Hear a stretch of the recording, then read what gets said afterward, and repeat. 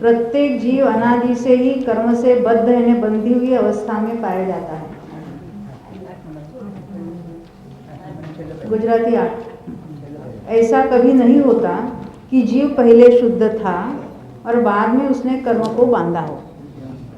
जिस तरह अभी इसके लिए उदाहरण क्या दिया, सोना में जो सोना का जो सुवर्ण पाषाण खदान में मिलता है, प्योर फॉर्म में नहीं, वो मिट्टी से मिली जुली अवस्था में, बाद में उसके ऊपर प्रोसेस करते, उसको तपाते, उसमें से शुद्ध सोना अलग निकालते, मिट्टी कालना वगैरह नष्ट हो जाती है। ऐसे ही जीव और कर्म अनादि से ही एक दूसरे से बद्ध अवस्था में पाए जाते हैं, फिर भी दोनों द्रव्यों का अस्तित्व भिन्न ही रहता है।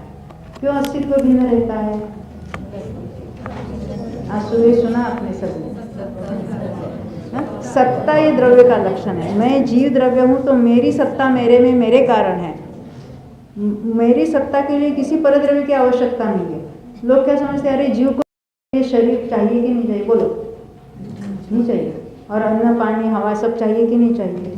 तो कहते एक द्रव्य की सत्ता के लिए दूसरे द्रव्य से कुछ लेना देना नहीं। प्रत्येक द्रव्य की सत्ता अपने से है ना? सत्ता भी अपने से है, उसका परिणमन भी अपने से है। दूसरे द्रव्य की कोई आवश्यकता नहीं उसको परिणमने के लिए।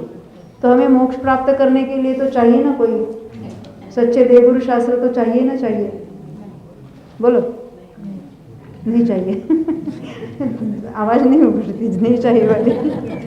देखो निमित्त हो गए और हम उसको देशना लब्धि में बिल्कुल उसको देखेंगे भी, उसके बिना नहीं होता ये भी कहेंगे, फिर भी वो निमित्त के कारण नहीं होता। निमित्त के रहते हुए निमित्त से परद्रव्य में कुछ नहीं होता, ये पहले में पहले नक्की कर। ये जो सारे सिद्धांत है ना, उसको लेकर हमको ये आगे चलना है। नहीं तो एक बार आप निमित्त का निषेध नहीं करते। निमित्त से परद्रव्य में कुछ कार्य हेराफेरी होता है, इस मान्यता का निषेध करें।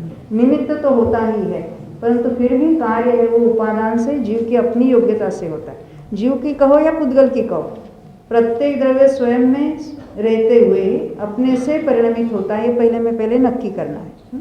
और इस द्रव्यानुयोग के सिद्धांत को रखकर हमको आगे बढ़ना है। देखो यह क्या कहते हैं, दोनों द्रव्यों का अस्तित्व भिन्न नहीं रहते। तुम तो जानती ही हो कि कर्म पुद्गल द्रव्य है। क्यों? वो कार्माण वर्गणा से बना है और कार्माण वर्गणा नामक पुद्गल स्कंदों से वह बना हुआ है। कर्म बांधना अर्थात कर्म का बंध होना।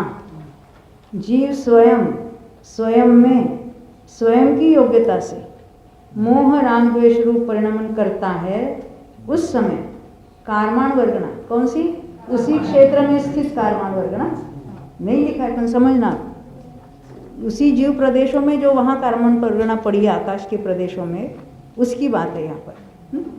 स्वयं कौन? स्वयं कार्माण वर्गणा स्वयं की योग्यता से कर्म रूप अवस्था धारण करती है। उनका जीव के साथ संश्लेष संबंध होता है। ये संश्लेष क्या होता है? नहीं समझे?